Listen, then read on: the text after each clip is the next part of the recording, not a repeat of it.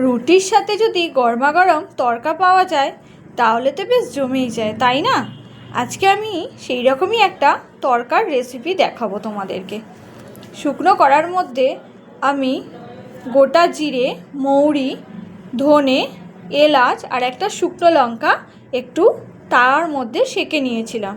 বেশ কিছুক্ষণ সেঁকে নেওয়ার পর এটাকে অল্প একটু ঠান্ডা করে মিক্সির জারের মধ্যে দিয়ে এটাকে ঘুরিয়ে নিয়েছিলাম। এই রকমভাবে ঘুরিয়ে তুমি কয়েকদিন ধরে রেখে দিতে পারো, কোনো তরকারির ওপর থেকে ছড়াতে পারো, বেশ ভালো টেস্ট আসে। ওইদিকে আমি মুগ কড়াইগুলোকে ঠান্ডা জল দিয়ে ভালোভাবে একটু ধুয়ে নেব। এটাকে তোমরা চাইলে অনেকক্ষণ ধরে ভিজিয়েও রেখে দিতে পারো, আবার সঙ্গে সঙ্গেও করতে পারো। আমি অনেকক্ষণ ভিজিয়ে রাখিনি, সঙ্গে সঙ্গেই করব, তো খারাপ হবে না। প্রেশার কুকারে 2টো সিটি দিয়ে নিয়েছিলাম। তারপর যতক্ষণ না সিটি হচ্ছে ততক্ষণ আমি এদিকে একটা কড়ার মধ্যে সর্ষের তেল দিয়ে তেলটাকে গরম করে নিয়েছিলাম। তারপর এর মধ্যে আমি 2টো ডিম দিয়ে দেব।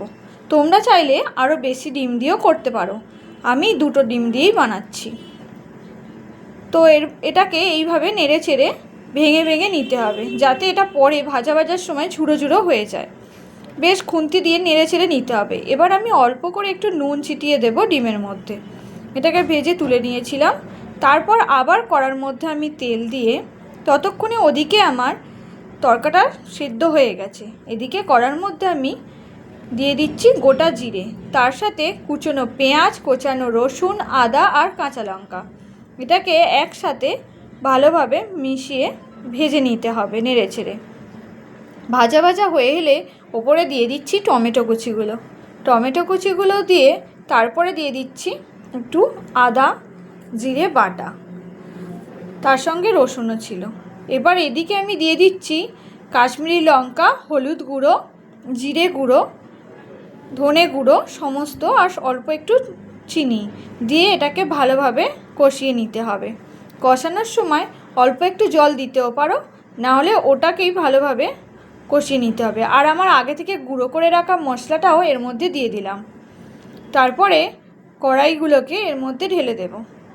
ঢেলে দেওয়ার পর নেড়ে চেড়ে নিয়ে তারপরে ওপর থেকে ওই মশলা ধোয়া জলটা দিয়ে আবার নেড়ে চেড়ে নেব, এবং ভালোভাবে এটার সাথে মিশে যাওয়ার পর পরিমাণ মতো আবার জল দিয়ে আমি এটাকে সিদ্ধ করতে বসিয়ে দিয়েছি।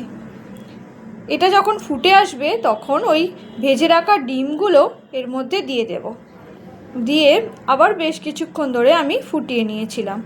ভালোভাবে নেড়ে চেড়ে নিতে হবে যাতে তরকার সাথে পুরোটাই মিশে যায়। তরকাটার খুব সুন্দর গন্ধ উঠেছে।